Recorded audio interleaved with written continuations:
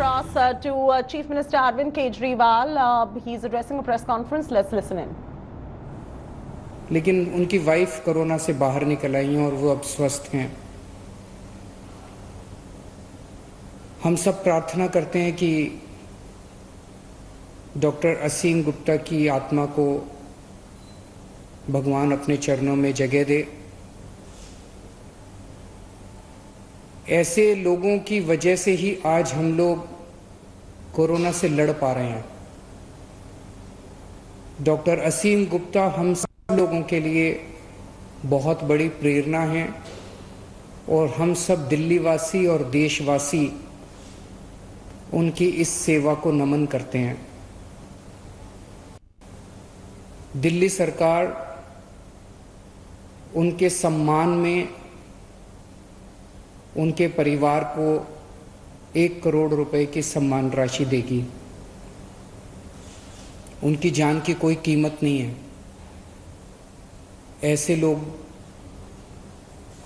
देश की, इंसान की सेवा करते करते हंसते हंसते छोड़ के चले जाते हैं, लेकिन उनके जाने के बाद ये एक छोटी सी राशि है जो देश की तरफ से, लोगों की तरफ से, दिल्ली के लोगों की तरफ से उनके परिवार को दी जाएगी।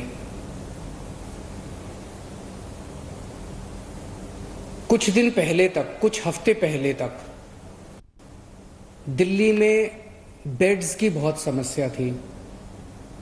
लोग अस्पतालों के दर दर की ठोकरें खाते थे। अगर कोई घर में कोरोना से बीमार हो जाए तो एक अस्पताल से दूसरे अस्पताल, दूसरे से तीसरे अस्पताल, जिस अस्पताल में जाते थे सुनने को मिलता था कि बेड भरे हुए हैं, बेड भरे हुए हैं, बेड खाली नहीं है। मेरे पास बहुत फ़ोन आते थे। रात रात भर में जाग के लोगों के लिए अलग अलग अस्पतालों में बेड्स का इंतजाम करता था। पिछले 1 महीने में हम लोगों ने कई कदम उठाए जिसकी वजह से आज दिल्ली में बेड्स की कमी नहीं है। पर्याप्त मात्रा में बेड्स हैं। 13,500 अभी बेड्स हैं कोरोना के, और उनमें से केवल 6,000 भरे हुए हैं, 7,500 खाली हैं। तो बेड्स की कमी नहीं है। लेकिन पिछले कुछ दिनों से मैं देख रहा हूं प्लाज्मा को लेके काफी अफरा तफरी मची हुई है। अब मेरे पास खूब फोन आ रहे हैं लोगों के। लोग कहते हैं जी हमारे फलाना मरीज बीमार है, उसको प्लाज्मा दिलवा दीजिए, इसको प्लाज्मा दिलवा दीजिए। और लोग दर दर की ठोकरें खा रहे हैं। बहुत ज़्यादा अफरा तफरी मची हुई है।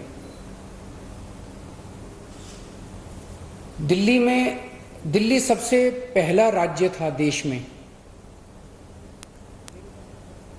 आप लोगों को याद होगा लगभग 2-2.5 महीने पहले मैंने बताया था कि हम लोग प्लाज्मा थेरेपी का ट्रायल कर रहे हैं। हमने प्लाज्मा थेरेपी का ट्रायल किया, 29 मरीजों के ऊपर किया। जो नतीजे आए वो काफी उत्साहवर्धक थे।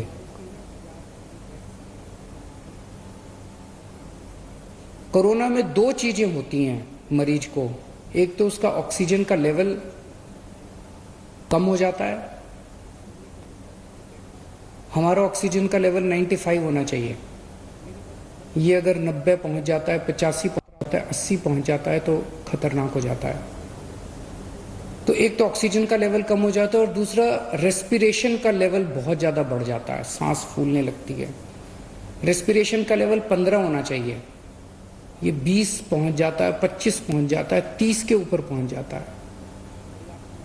ये देखने में आया कि अगर प्लाज्मा दे दिया जाए तो ऑक्सीजन के लेवल में भी अच्छी बढ़ोतरी होती है और रेस्पिरेशन का लेवल भी गिर जाता है, कम हो जाता है। तो 29 पेशेंट्स को हमने दिया, उसके अच्छे नतीजे आए। उसे हमने केंद्र सरकार को सौंपा और उसके आधार पे केंद्र सरकार ने दिल्ली सरकार के अस्पतालों में भी और कई प्राइवेट अस्पतालों में भी प्लाज्मा थेरेपी करने की इजाजत दी। अब प्लाज्मा थेरेपी की तो इजाजत मिल गई, लेकिन प्लाज्मा कहां से आए?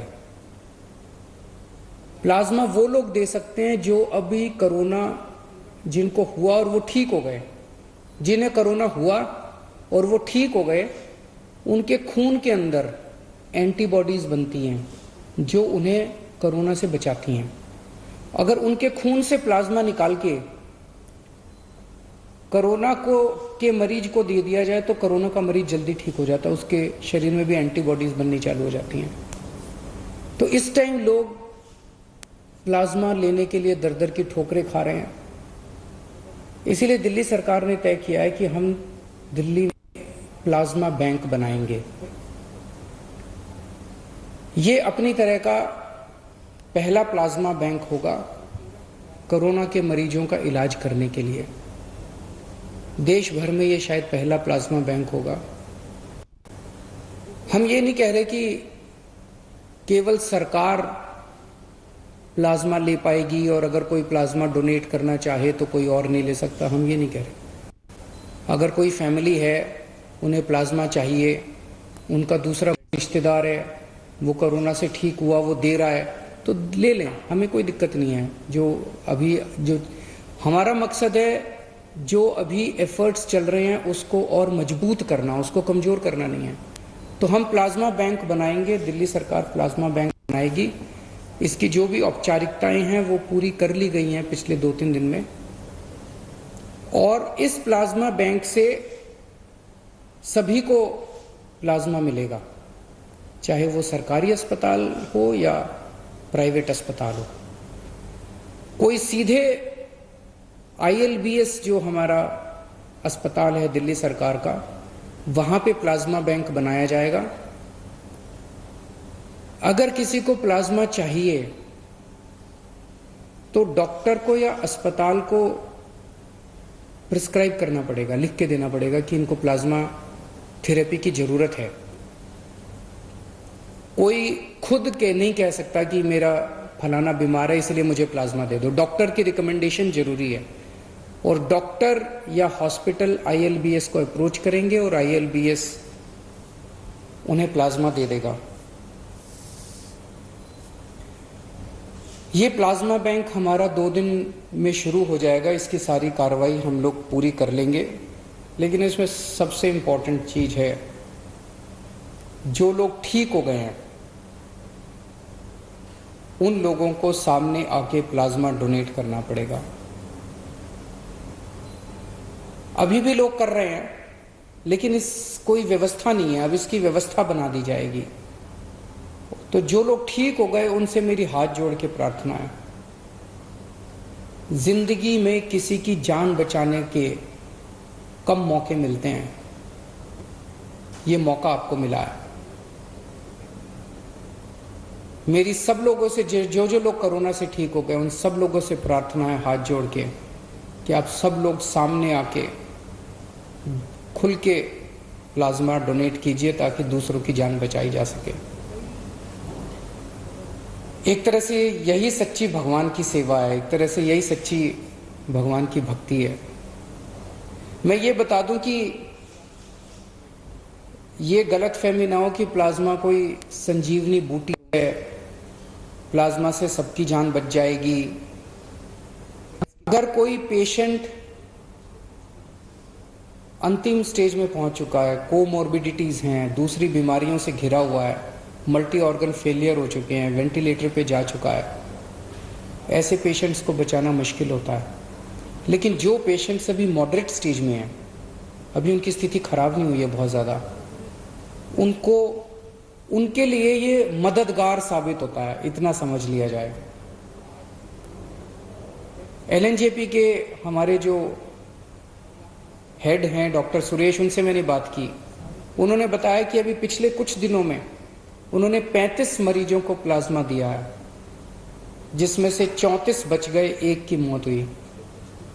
एक और दिल्ली का प्राइवेट बड़ा हॉस्पिटल है, उनसे जब मेरी बात हुई उन्होंने 49 लोगों को प्लाज्मा दिया, 46 लोग बच गए। मैं ये नहीं कह रहा, हो सकता है ये जो 34 लोग हैं और 46 लोग हैं वैसे भी बच जाते, उनमें से कितने, लेकिन ये एक आंकड़ा है, उसमें से कितने बचते कितने नहीं बचते कह नहीं सकते। जो डोनर्स हैं उनके मन में गलतफहमियां हैं, एक तो डोनर्स को ये लगता है कि मैं दोबारा प्लाज्मा देने जाऊंगा, कोरोना के अस्पताल में जाऊंगा, अभी दोबारा कोरोना ना हो जाए। वैसे तो दोबारा कोरोना नहीं होगा, लेकिन फिर भी हमने व्यवस्था ILBS में की है। ILBS कोरोना अस्पताल नहीं है। आपके आने का, जाने का, टैक्सी का सारा इंतजाम दिल्ली सरकार करेगी। बस आप हाँ कह दीजिए कि मैं कोरोना देना चाहता हूँ, मैं प्लाज्मा देना चाहता हूँ। और ILBS में अच्छी व्यवस्था की हुई है। मेरे ख्याल से आधा घंटा पौना घंटा लगता है आदमी को वो देने के लिए। अगले कुछ दिनों के अंदर हम नंबर जारी कर देंगे। उस नंबर पे जो जो लोग देना चाहते हैं उस नंबर पे कॉल करके, व्हाट्सएप करके हमें बता सकते हैं कि मैं देना चाहता हूं, और उनसे संपर्क करके उनसे सारा इंतजाम कर दिया जाएगा उनसे प्लाज्मा लेने का। सरकार की तरफ से भी हम कॉल करेंगे। जितने पेशेंट्स अभी ठीक हुए उन लोगों को, उन्हें मनाया जाएगा, उन्हें प्रेरित किया जाएगा कि ज़्यादा से ज़्यादा लोग अपना प्लाज्मा दें। और ये जितने एंटीबॉडी टेस्ट हो रहे हैं, ये एंटीबॉडी टेस्ट से भी बहुत सारे ऐसे लोग हैं जिन्हें कोरोना हो गया, ठीक हो गए, पता भी नहीं चला। एंटीबॉडी टेस्ट से पता चलेगा कि उसके अंदर एंटीबॉडीज बन रही हैं, वो कोरोना होकर ठीक हो चुका है। ऐसे भी बहुत सारे 52,000 लोग तो दिल्ली में भी रिकॉर्ड के मुताबिक ठीक हो चुके हैं, और इसके अलावा ढेरों लोग ऐसे होंगे जो कोरोना हुआ, ठीक हो गए, उन्हें पता नहीं चला। ऐसे सब लोगों को प्रेरित किया जाएगा ताकि वो ज़्यादा से ज़्यादा प्लाज्मा दें और हम और ज़्यादा से ज़्यादा लोगों की मदद कर सकें, उनकी जान बचा सकें। और इसमें सबसे अहम भूमिका मीडिया की होगी। इसमें कोई पार्टीबाजी नहीं, कोई राजनीति नहीं। हमें सबकी जान बचानी है, चाहे वो किसी भी धर्म का हो, किसी भी जात का हो, किसी भी पार्टी का हो। और सब में सब लोग आते हैं, तो उसमें पत्रकार भी आते हैं, उसमें सब किस। तो मेरी मीडिया के साथियों से खास तौर से निवेदन है कि आप लोग भी कैंपेन चला के अपने अपने चैनल पे, अपने अपने मीडिया हाउस में ज़्यादा से ज़्यादा लोगों को प्रेरित करें कि वो लोग प्लाज्मा डोनेट करें और दूसरे लोगों की जान बचाएं। शुक्रिया।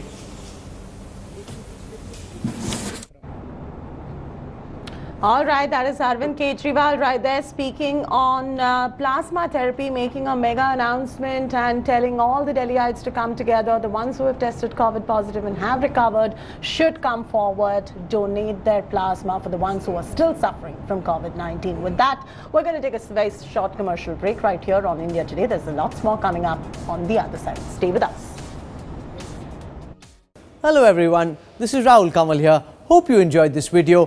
For the latest news and analysis, like and subscribe the India Today YouTube channel, and don't forget to press the bell icon to stay updated.